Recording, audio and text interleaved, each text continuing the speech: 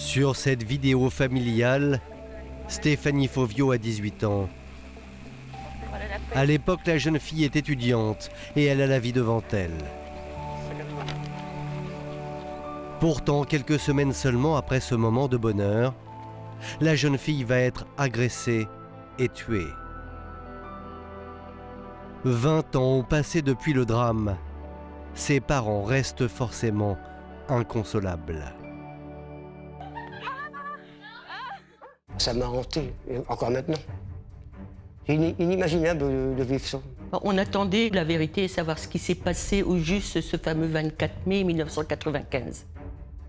On sait que c'est acharné sur Stéphanie et que l'auteur de cette agression s'est montré d'une particulière violence. C'est certain que Stéphanie n'aurait pas ouvert la porte à un inconnu, c'est certain. On doute de tout le monde. Tout le monde était coupable, tout le monde. Évidemment, il y a l'ADN. L'ADN que l'on retrouve en mélange avec le sang de la victime. On y va parce qu'on a l'ADN et qu'on est certain qu'avec l'ADN, c'est fini. Le plus grand ennemi des enquêteurs, c'est le temps qui passe.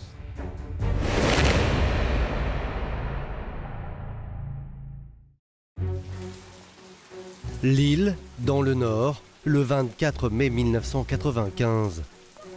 C'est la veille du week-end de l'Ascension. Le centre-ville est presque désert en cette fin d'après-midi. Et tout le monde ignore le drame qui vient de se jouer dans cet immeuble du quartier de la Gare. C'est au 5e étage que vit Stéphanie Fovio, une jeune étudiante de 18 ans. Il est 17 h lorsque Karine, sa colocataire, vient récupérer ses affaires, car elle part en week-end chez ses parents avec 2 de ses amis. Seulement quand elle tente d'ouvrir la porte, Karine remarque quelque chose d'anormal. Quand les jeunes arrivent devant la porte de l'appartement, impossible d'ouvrir. La serrure est obstruée par un objet métallique, probablement une clé cassée. Donc, qui pense à une tentative de cambriolage. Lilian, l'aîné des 3 jeunes, décide alors d'enfoncer la porte. Et il pénètre dans l'appartement où, a priori, il ne constate rien de particulier. L'appartement n'est pas en désordre, tout semble en place. Karine rassemble ses affaires. Mais les 2 garçons sont nerveux. Cette histoire de clés cassées et de cambrioleurs semble les tracasser. Il faut prévenir Stéphanie, qui à cette heure-ci est encore à la faculté. Lilian décide de lui laisser un petit mot. Il écrit un petit mot en disant « Stéphanie, si tu reviens à l'appartement après qu'on soit parti, ne t'étonne pas de voir la porte d'entrée fracturée. Il y a certainement eu un cambrioleur et on était obligé de forcer la porte pour rentrer. » La suite, les jeunes étudiants ne pouvaient l'imaginer. Karine se dirige vers la salle de bain. Et là, elle se rend compte qu'une fois encore, la porte est fermée. Elle se demande si le voleur les a pas entendus défoncer la porte, n'a pas pu se retrancher dans la salle de bain en s'enfermant de l'intérieur. C'est en regardant par la grille d'aération située en bas de la porte que les 3 étudiants vont découvrir l'impensable. Et c'est là qu'ils découvrent qu'en fait, il y a un pied qui dépasse de la baignoire. Un pied qui a l'air d'être suspendu en l'air. Est-ce le corps de Stéphanie Fovio? Le cambrioleur est-il encore là, barricadé dans la salle de bain? Les 3 jeunes ont l'impression de vivre un cauchemar. Les 2 frères vont une fois de plus défoncer la porte. Et là, ils sont saisis d'effroi. Le corps qui se trouve dans la baignoire est celui de la colocataire de Karine, Stéphanie Fovio. Et tout laisse penser qu'elle est déjà morte. Elle est à moitié immergée, elle a les pieds qui dépassent. Dans une position particulière, la tête qui baigne dans l'eau. Elle a son peignoir qui est entrouvert, qui laisse apparaître son intimité. Mais qu'a-t-il bien pu se passer pour que Stéphanie Fovio trouve la mort dans des conditions aussi sordides? Qui a tué la belle jeune fille?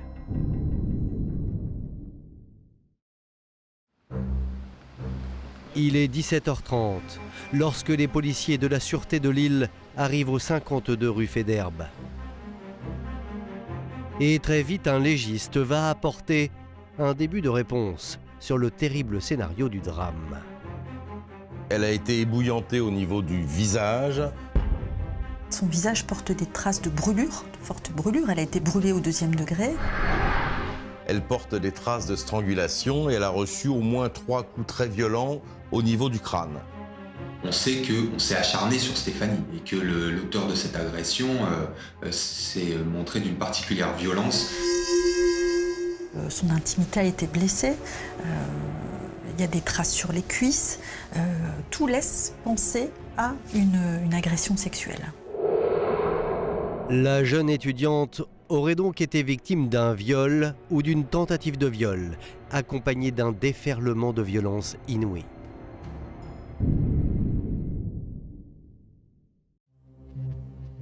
Les policiers passent l'appartement au peigne fin. Ils recherchent des indices, et le moins que l'on puisse dire, c'est qu'il y en a pléthore. Ils recherchent tout ce qui peut être empreinte digitale, empreinte génétique, des cheveux, des mégots de cigarettes. Dans la salle de bain, sur le corps de Stéphanie Fauvio, les policiers vont trouver un indice qui devrait s'avérer déterminant. C'est un poil, très vraisemblablement un poil pubien, qui se trouve sur le nombril de la victime. Et très vite, on imagine assez facilement que ce poil pubien est la signature du criminel. Une trace ADN. Forcément, ça ne peut être que celle du meurtrier, puisqu'il a été retrouvé sur le nombril de la victime. C'est quand même pas anodin. Il est extrêmement rare d'avoir une preuve aussi évidente sur une scène de crime. Grâce à cette découverte, les policiers pensent remonter jusqu'au tueur très rapidement.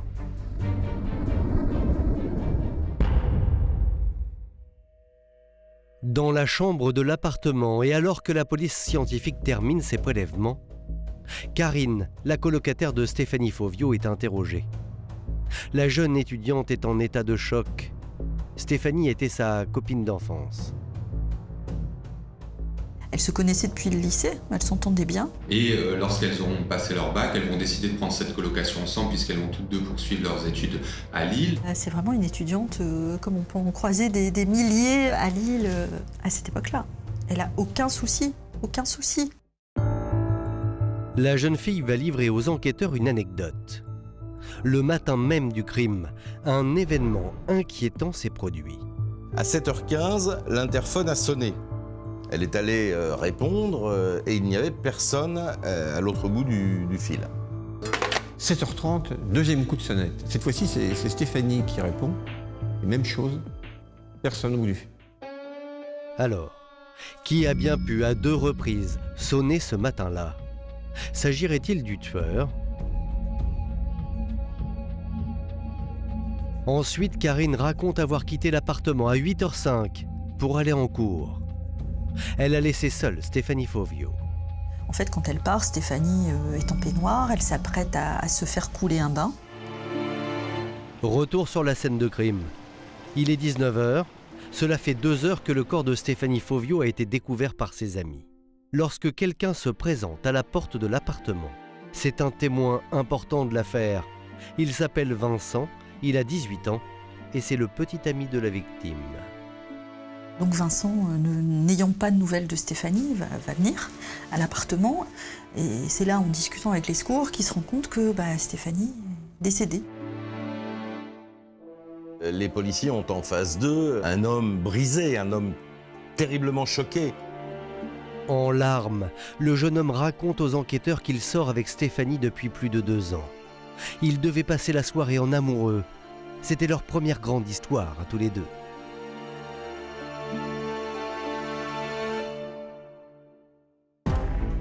Les policiers demandent au petit ami d'inspecter l'appartement de Stéphanie. Peut-être va-t-il remarquer quelque chose d'anormal. Et lui va dire, moi je lui avais offert un collier, une bague, ça je le retrouve pas. Ce qui est très bizarre, c'est qu'il n'y a que les affaires de Stéphanie qui manquent à l'appel. Et puis l'appartement ne donne pas du tout l'impression d'avoir été fouillé. C'est pas la scène classique que l'on rencontre dans un cambriolage.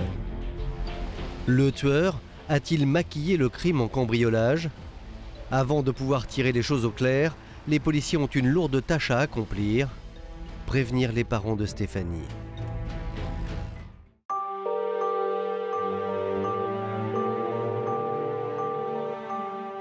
Quand ils appellent chez les parents de Stéphanie, ils tombent sur Valérie, la sœur de Stéphanie. Alors ce jour-là, elle fête ses 25 ans, elle est avec son petit ami. Les parents sont partis en week-end et ils sont partis avec leur caravane. Francis et Ginette Fauvio, les parents de Stéphanie, sont au camping, au Tréport, sur la côte normande, à 150 km de là. Seulement, ils n'ont pas le téléphone sur place. Alors Valérie prend immédiatement la route, la boule au ventre, pour annoncer à ses parents la terrible nouvelle. Dans la nuit, Valérie elle est venue taper à la porte de la caravane en disant que Stéphanie était morte.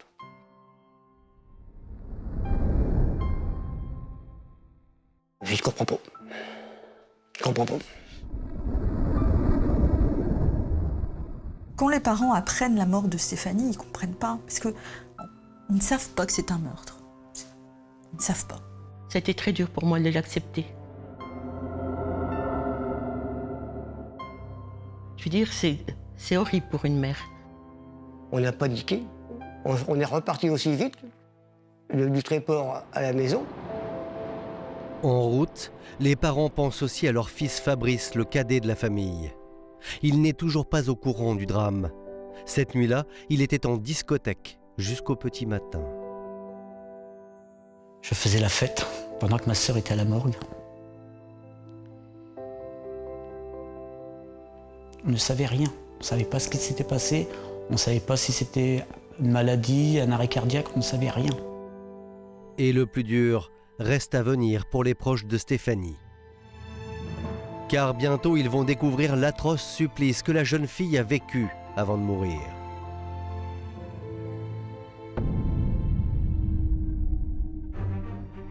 Les détails du crime, Francis Fauvio, le père de Stéphanie, va les apprendre le lendemain matin, alors qu'il se rend au commissariat de Lille. Ils m'ont expliqué comme quoi Stéphanie le retrouvait dans la baignoire. C'était tout, ils ne voulaient pas trop en dire. Francis Fauvio veut voir sa fille. Le père éploré se rend alors à l'Institut médico-légal, même si les policiers ont tenté de l'en dissuader. Francis Fauvio va faire des pieds et des mains pour voir le corps de sa fille. Je pensais que c'était pas ma fille, c'était une autre, que c'était ma fille. Et malheureusement, j'ai vu Fanny. Ça m'a hanté, et encore maintenant. C'est inimaginable de vivre ça. Bah, on transforme un corps jeune en quelque chose d'horrible. Il n'y a plus rien. Le néant. Pour toute la famille Fauvio, la mort de Stéphanie représente un véritable séisme. Notre vie, elle est arrêtée comme ça, en 1995. Hein. Et on a toujours été très soudés. Et on formait une chaîne. Et le fait d'avoir perdu Stéphanie, ça nous a enlevé un maillon de la chaîne. C'était le rêve d'avoir une sœur comme ça. C'est le rêve. Et là, ça m'a cassé mon rêve.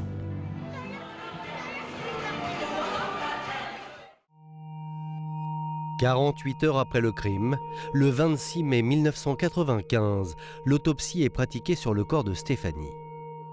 Les causes de la mort sont confirmées, la jeune femme a été étranglée. L'examen permet également de situer l'heure de la mort au matin du 24 mai, entre 6h et midi.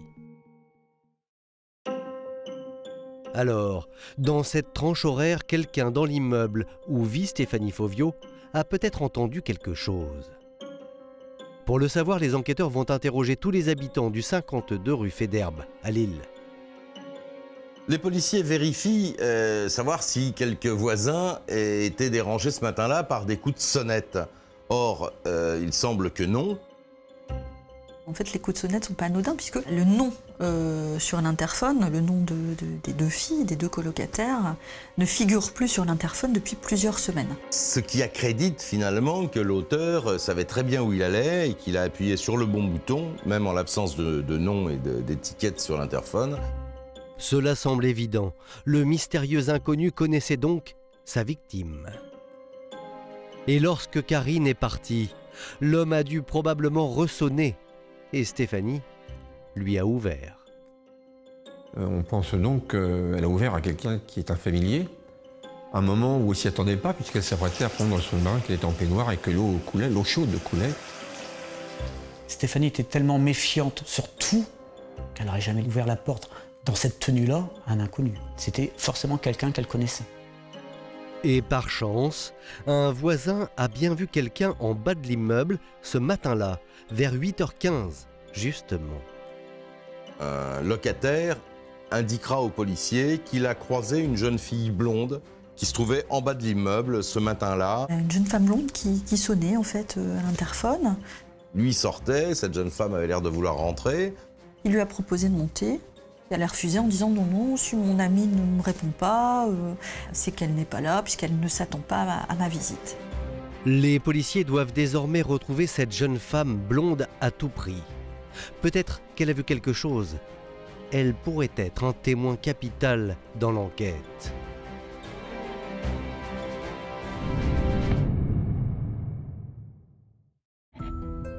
Les policiers ne vont pas avoir à chercher bien longtemps la fameuse jeune femme blonde, car elle va se présenter d'elle-même.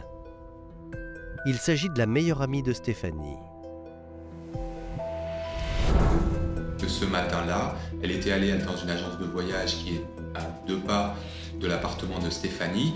Et puisqu'elle était un peu en avance, elle en a profité pour passer chercher Stéphanie, et que donc à 8h15, elle a sonné à 2 reprises chez Stéphanie, mais qu'on ne lui a pas ouvert. La jeune femme a des révélations à faire. La meilleure copine de Stéphanie raconte qu'elles ont passé la soirée ensemble, elles ont dîné, puis ensuite elles sont allées prendre un petit verre en ville. Les enquêteurs vont découvrir au fur et à mesure que des tensions naissaient entre les 2 colocataires, les 2 amis. Alors qu'elles étaient effectivement très amies au lycée, la cohabitation devient un peu plus difficile. Parce qu'elles n'avaient pas les mêmes centres d'intérêt, elles n'avaient pas forcément la même vie. Stéphanie aimait bien sortir, avait une vie sociale très intense. Karine était un petit peu plus renfermée, plus seule. Que Stéphanie avait beaucoup de copains, copines, donc elle avait un noyau autour d'elle. Et je pense que ça pouvait peut-être gêner Karine, qui était une personne un peu plus tranquille. Et il semblerait que la distance se soit faite entre ces 2 filles qui avaient décidé l'année d'après de ne plus habiter en colocation.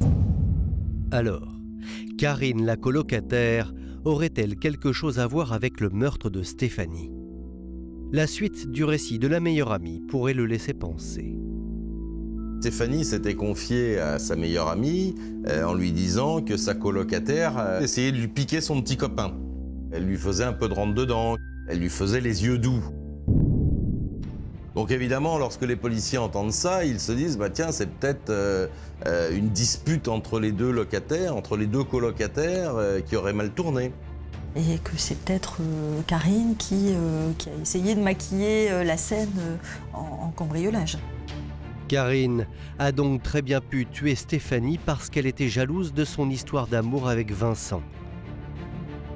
La colocataire devient donc la principale suspecte. Elle est donc placée en garde à vue dans les locaux de la sûreté lilloise. Mais face aux policiers, Karine va se révéler très coriace. Elle ne va pas en démordre, mais elle va indiquer ce qu'elle a toujours dit, à savoir qu'elle a quitté l'appartement à 8h05. Stéphanie était encore en vie, elle s'apprêtait à prendre son bain. Et qu'après, elle ne sait pas ce qui s'est passé jusqu'à 17h30 quand elle y retourne avec les frères Legrand. Son emploi du temps, il est facile à vérifier puisque Karine, elle va passer des examens. Mais Karine a très bien pu tuer Stéphanie entre 6h et 8h, juste avant de quitter l'appartement. Les policiers lui mettent alors la pression.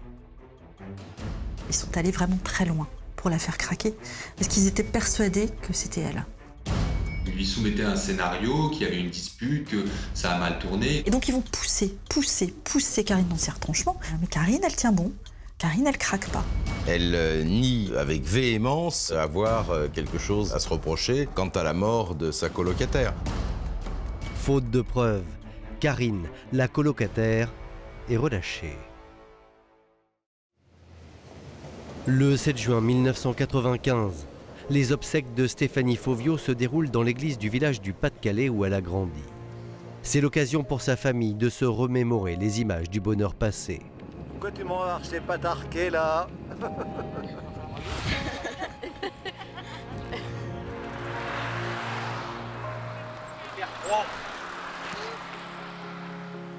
Ouais, c'était une petite reine, une petite princesse. Stéphanie, c'est un être très sincère. Stéphanie, elle était intègre. C'était une jeune fille intègre. Fidèle, aussi bien en amitié qu'en amour. Très souriante, qui rendait beaucoup de service à ses amis. On pouvait lui demander n'importe quoi, à n'importe quelle heure. On pouvait compter dessus, quoi. Si elle pouvait nous rendre service ou autre, elle le faisait toujours avec le sourire. De Stéphanie, je ne pouvais pas en parler. Je ne pouvais pas. Et ma femme, elle avait besoin de parler, mais moi non. Personne dans la famille ne peut faire son deuil, surtout que le meurtrier court toujours. On savait que c'était un proche, quelqu'un qui connaissait. On dit, il est sûrement dans l'église. Mais nous, à l'époque-là, tout le monde était coupable. Tout le monde. Même dans l'entourage, très proche, tout ça, on doute de tout le monde. Alors on s'est mis beaucoup de personnes à dos parce qu'on avait un soupçon. Et ça, c'est terrible. C'est terrible. Rongés par le soupçon, les Fauvio sont décidés à prendre les choses en main. Ils veulent savoir qui a tué leur fille, à tout prix.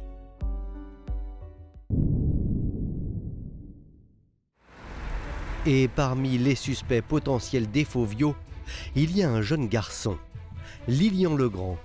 Souvenez-vous, avec son frère et Karine, ils ont découvert le corps de Stéphanie. J'ai trouvé que la découverte du corps de Stéphanie, il n'y avait pas trop de logique dans la façon que ça s'est déroulé, je trouvais. On trouvait ça un peu rocambolesque de défoncer les portes et tout ça en pensant à un cambrioleur possible. Ils pensaient que c'était un voleur qui s'était enfermé dans la salle de bain, à un moment qu'ils ont cru. Bon, je veux bien, mais pourquoi ils ont encore fracturé la porte? S'il était enfermé, autant le laisser puis appeler la police, quoi. J'ai trouvé que le raisonnement n'était pas normal, entre guillemets. Ginette Fauvio, la mère de Stéphanie, va plus loin. Elle rapporte aux enquêteurs des confidences faites par sa fille, quelque temps avant sa mort. Stéphanie lui avait parlé de Lilian Legrand. Stéphanie m'en avait parlé, oui, qu'il avait des drôles de comportements. Lilian passait de temps en temps à l'improviste le matin dans l'appartement. Lilian venait le matin ou à d'autres moments de la journée quand elle était là et que Karine n'était pas là et qu'elle trouvait ça étonnant. Enfin, elle l'aimait pas, quoi. Elle l'aimait pas. Pour elle, il était bizarre. Elle est très mal à l'aise, en fait. Elle est très mal à l'aise par rapport à Lilian Legrand. Lilian Legrand est-il le mystérieux inconnu qui a sonné ce matin-là au domicile de Stéphanie Fauvio? Le jeune homme aurait-il dupé tout le monde?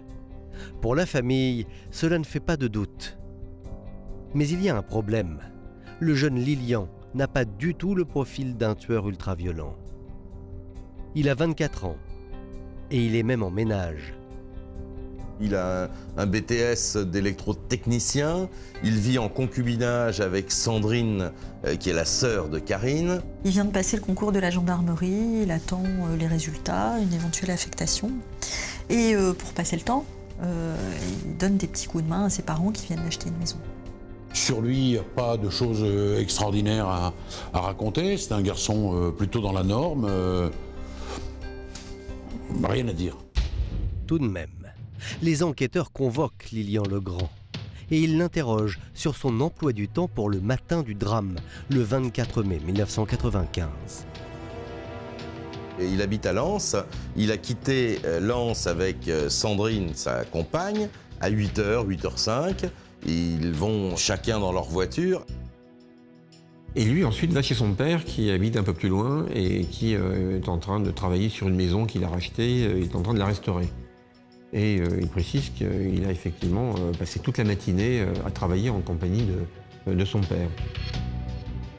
Son alibi est vérifié, et là on va entendre son père qui le confirme, et on va entendre son ami de l'époque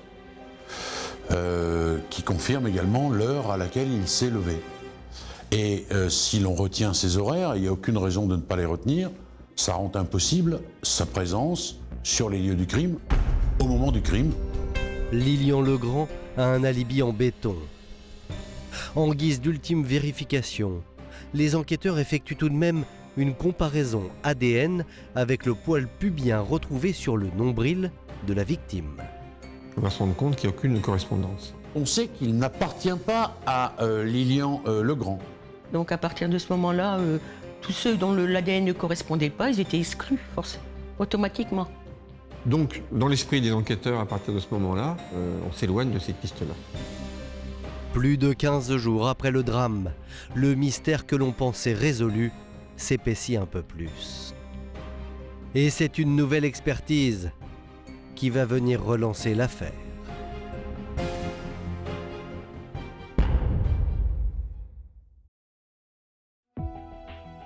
Laboratoire de police scientifique de Lille.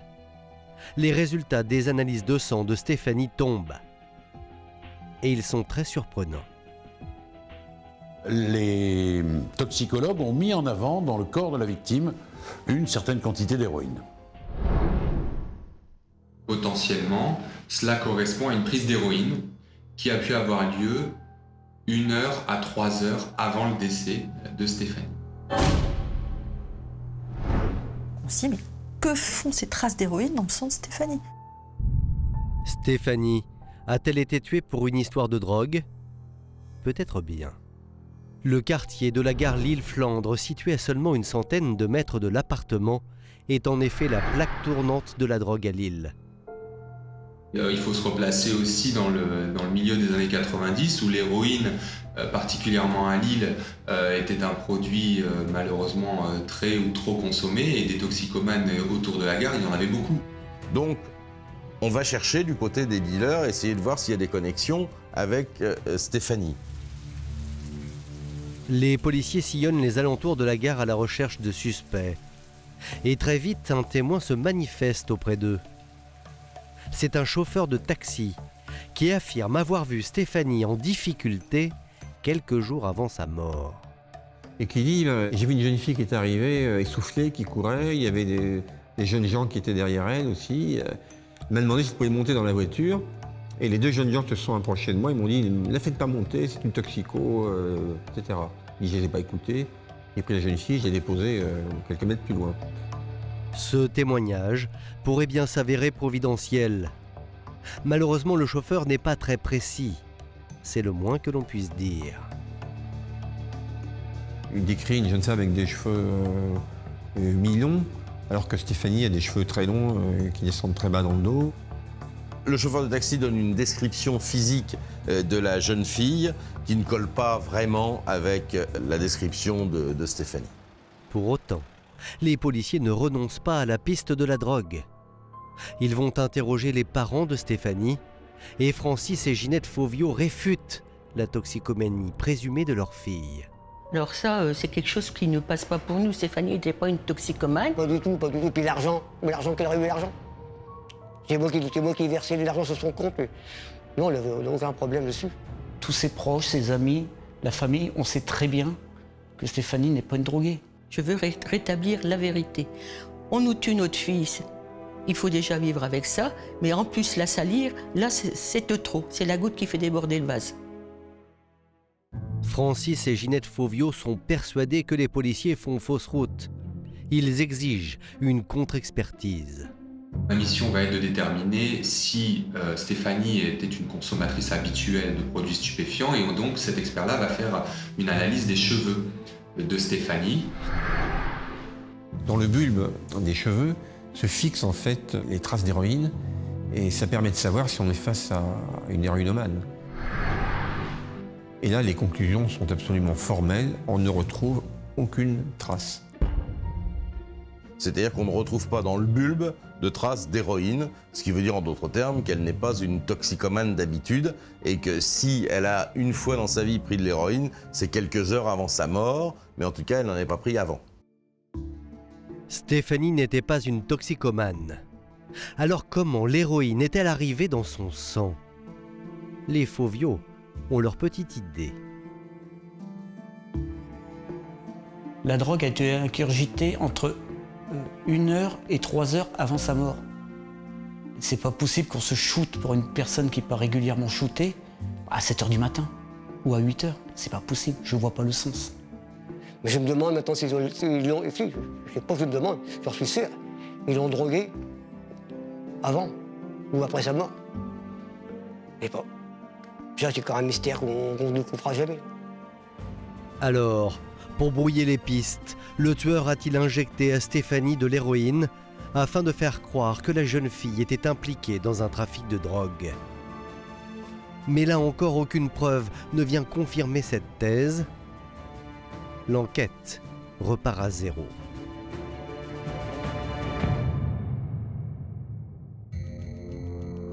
Dans ce dossier, il y a une certitude. Le tueur connaissait Stéphanie Fauviaux, puisque la jeune femme lui a ouvert la porte. Alors les policiers ont une idée un peu folle. Puisqu'ils possèdent un ADN masculin provenant du poil pubien, ils vont le comparer aux ADN de tous ceux qui connaissent Stéphanie. Les parents de la victime vont donc aider les policiers et consciencieusement recenser toutes les personnes qui fréquentaient leur fille.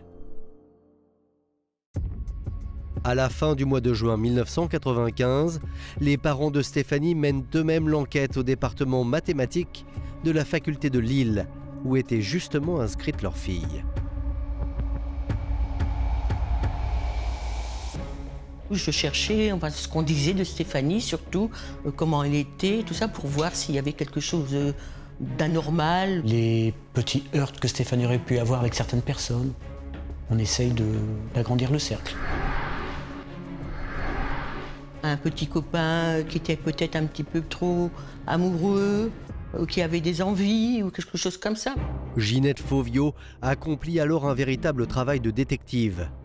Elle effectue des recoupements très minutieux. Elle cherche tous les petits détails qui peuvent, au bout du compte, mener à une piste.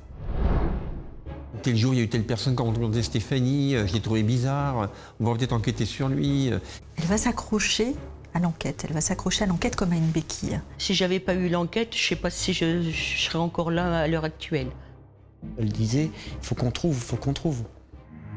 Ginette Fauviaux consigne le fruit de ses recherches dans un mini-mémoire qu'elle va envoyer aux enquêteurs.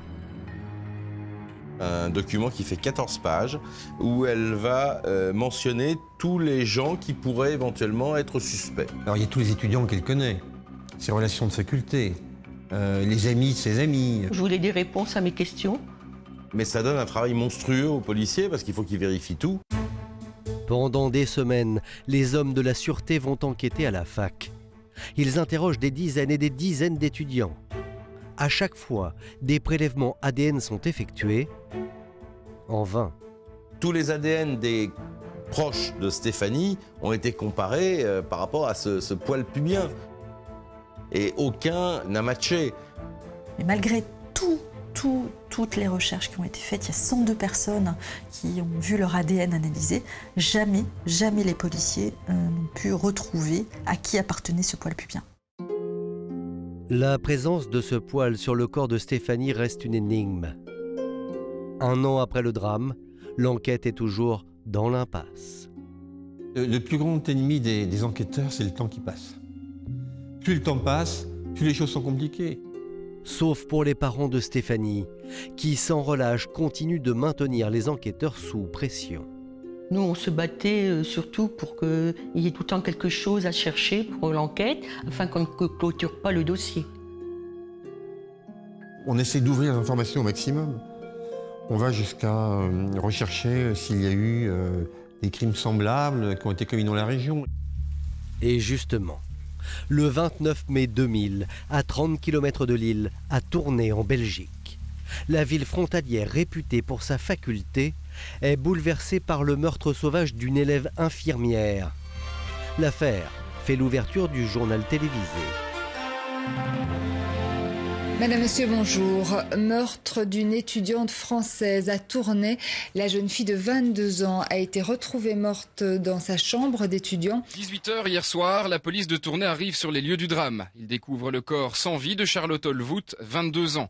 La jeune fille préparait ses examens d'infirmière dans la chambre de deux amis qui se sont absentés toute l'après-midi. À leur retour, elle trouve les fenêtres de l'appartement fermées, les stores descendus, impossible d'entrer, la porte est fermée à clé. L'affaire fait également la une des quotidiens lillois, de l'autre côté de la frontière. Et plusieurs détails retiennent l'attention des hommes de la sûreté. C'est un meurtre d'une jeune fille qu'on retrouve dévêtue, nue. Il s'avère que cette victime est morte étranglée. Il y a un poil pubien qu'on découvre au même endroit. Sur le nombril. Coïncidence très troublante, très troublante. Et si le meurtrier de Stéphanie Fauvio avait récidivé 5 ans plus tard? Pour les enquêteurs, l'hypothèse n'a rien de farfelu. En plus, le suspect vient juste d'être arrêté. Il s'appelle Raphaël Vinck, c'est un psychopathe belge âgé de 28 ans. Il a reconnu le meurtre de Charlotte Olvout lors d'une reconstitution organisée par la police belge. Ils vont se rendre compte qu'il a de gros problèmes psychiatriques, cet individu, qu'il est d'ailleurs hospitalisé dans un établissement spécialisé. Le meurtre de Charlotte, en fait, a été perpétré un jour où ce malade était censé être en hôpital psychiatrique. Or, il s'était évadé. Et lors de son évasion, il a tué une jeune femme. Les policiers lillois se rendent à Tournai, au centre psychiatrique des Marronniers, où Raphaël Vinck, le meurtrier présumé de Charlotte Olvout, est interné. Ils veulent l'interroger sur le meurtre de Stéphanie Fauvio, commis le 24 mai 1995. Son état ne sera pas compatible avec une audition et donc la psychiatrie belge interdit aux policiers d'entendre ce suspect. Et apparemment, l'établissement est catégorique. Ce jour-là, ce 24 mai 1995, Raphaël Vinck était bien interné dans leur unité et il n'a pas pu s'échapper. On va comparer son ADN avec l'ADN issu du poil pubien, ADN différent, donc on va écarter encore une fois cette piste. 5 ans après le meurtre de Stéphanie Fauvio, les policiers n'ont plus la moindre piste. Désormais, à moins d'un miracle, il n'y a presque plus aucune chance que l'affaire soit un jour élucidée.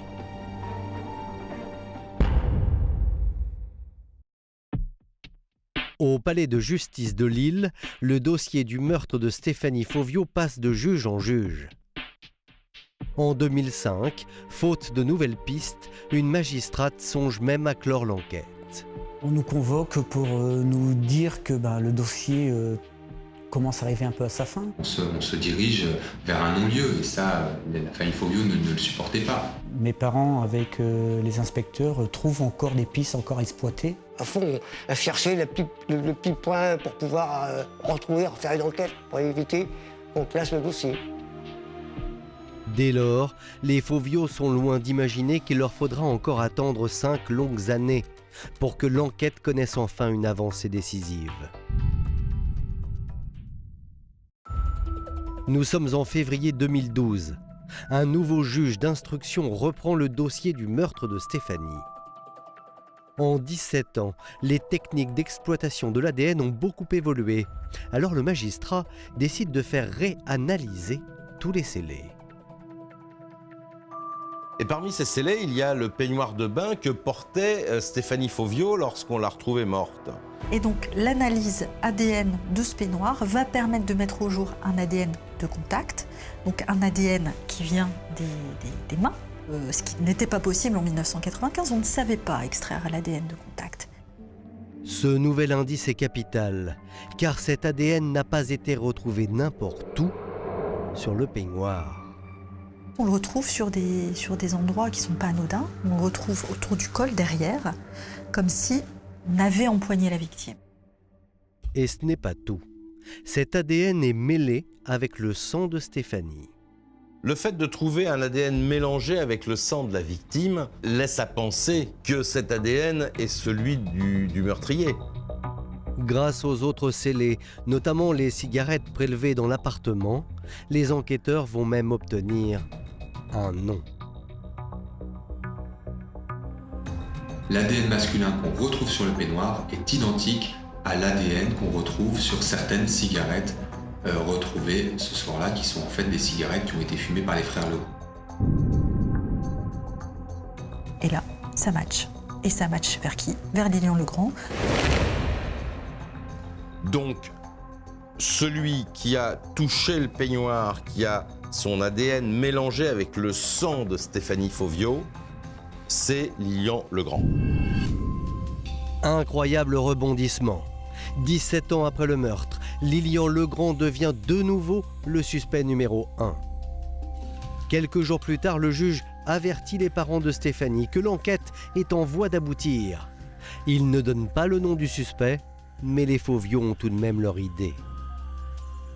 Mon premier nom cité, c'est Monsieur Lilian Legrand.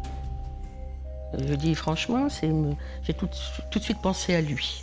Depuis 1995, on avait dit que c'était Legrand, et c'était bien lui. Pour tout le monde, Lilian Legrand est le coupable.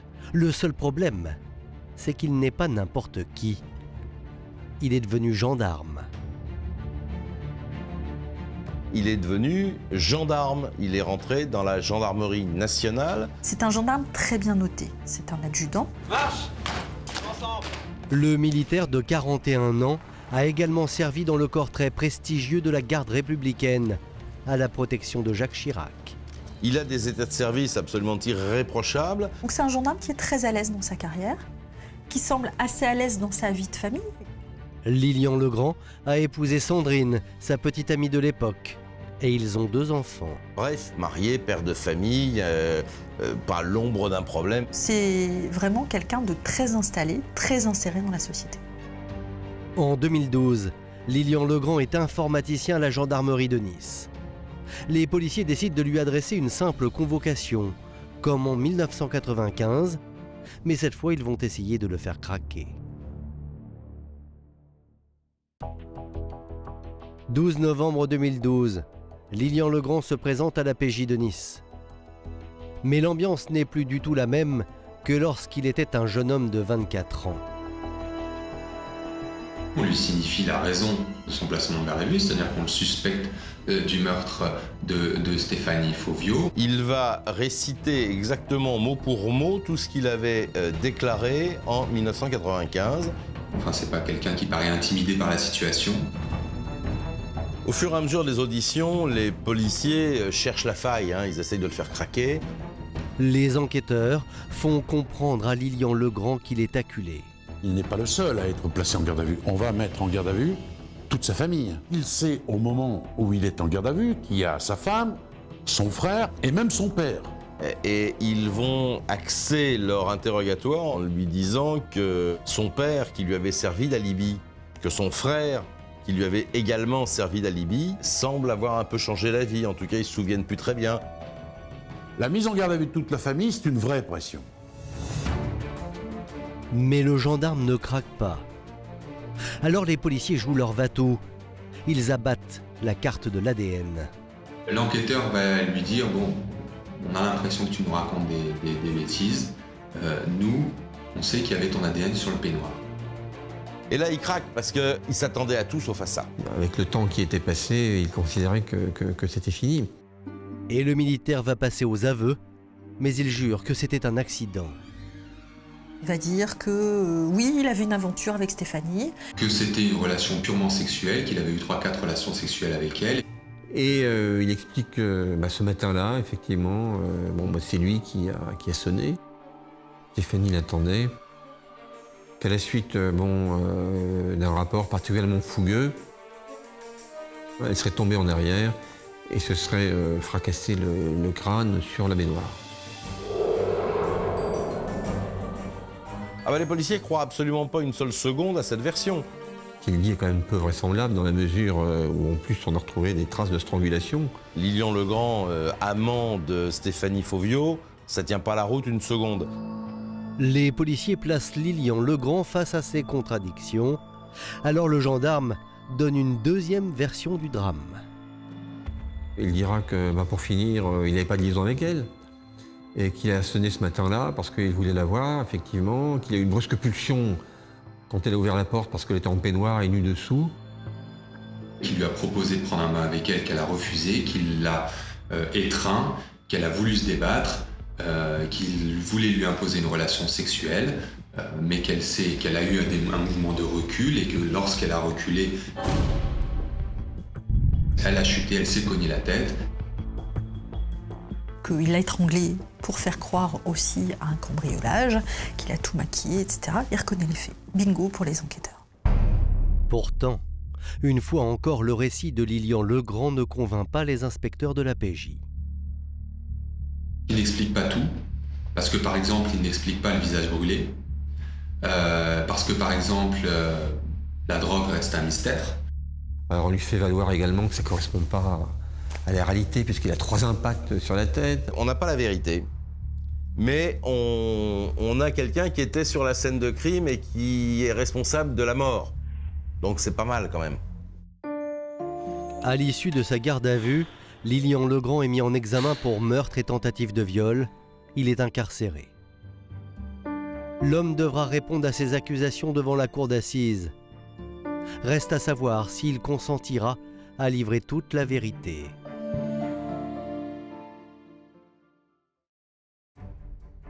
Lundi 10 octobre 2016, palais de justice de Douai. Le procès de Lilian Legrand s'ouvre devant la cour d'assises du Nord. Le militaire fait son entrée dans la salle. Quand il se présente dans le box des accusés, on revoit le gendarme. Il a une veste bleu marine, une chemise blanche. Il m'a donné l'impression d'être très froid, très fermé sur lui-même. Depuis 20 ans, Francis et Ginette Fauvio veulent savoir la vérité. Mais l'attitude du gendarme douche tous leurs espoirs. Vraiment absent. On avait l'impression que c'était pas son histoire à lui, et puis c'est tout. Il n'y avait rien à cirer, puis malheureux de façon. À charge pour le ténor du barreau, Éric Dupond-Moretti, d'assurer sa défense. Il est apparu comme quelqu'un de très froid, mais c'est pas parce qu'il a du mal à exprimer ses émotions qu'il n'en a pas. Et c'est pas parce qu'il a du mal à exprimer ses émotions qu'il est coupable. Lilian Legrand réserve une surprise à la cour et aux jurés. Il va nier avoir joué un quelconque rôle dans la mort de Stéphanie Fauvio. Lorsque la présidente va l'interroger sur les faits, il ne prononce que quelques mots. Il dit « je plaide non coupable ». Point à la ligne. Il n'y a rien d'autre. Il n'est jamais allé au 52 rue Faidherbe, il n'est jamais monté ce jour-là et il a encore moins une relation sexuelle avec cette jeune femme. Incroyable. Après avoir avoué 2 fois, le gendarme se déclare désormais innocent. Et son avocat de tirer à boulet rouge contre la police judiciaire et ses méthodes. Il y a 32 ans que je suis avocat, jamais vu ça. La police écrit « Nous allons rechercher Lilian Legrand sous le regard de sa culpabilité ». Donc c'est clair, adieu toute velléité d'impartialité dans ce dossier-là. On y va parce qu'on a l'ADN et qu'on est certain qu'avec l'ADN, c'est fini. Pour le ténor du barreau, la présence de l'ADN sur le peignoir ne prouve rien. Alors il va dire, moi quand j'allais chez la victime, et j'y suis allé à plusieurs reprises, les toilettes, la salle de bain, c'était la même pièce.